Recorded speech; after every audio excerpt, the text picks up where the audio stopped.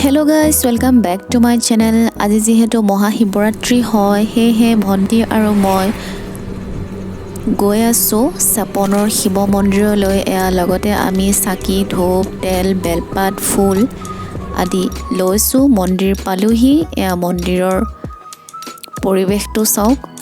প্ৰথম কথা এই মন্দিৰটো বহুত চফা হয় আৰু ইয়ালৈ আহিলে মনবোৰ ভাল লাগে।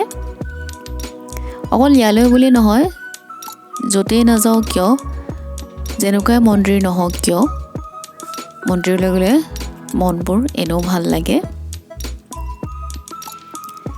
আপোনালোকে পিছে শিৱসাগৰৰ শিৱৰাত্ৰি চাবলৈ গৈছে নাই কমেণ্ট কৰিব। এইবাৰ মোৰ যোৱা নহ'ল।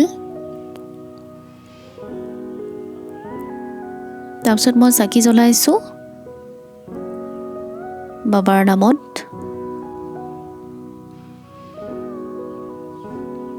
আমি দুজনী আগতেও ইয়ালৈ আহিছিলোঁ লকডাউনত।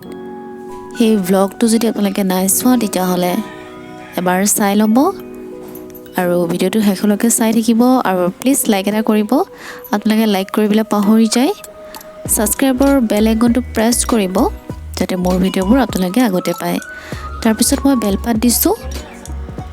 তাৰ মাজতে আমি কুসুমদাক লগ পালোঁ ঘপককৈ। খুব ভাল লাগিল কুসুমদাক লগ পাই। তাৰপিছত মন্দিৰতে অলপ সময় বহিলোঁ। ভণ্টি কিবা কিবি কৈ আছে। আপোনালোকৰ শিৱৰাত্ৰি কেনেকুৱা গ'ল কমেণ্ট কৰিব।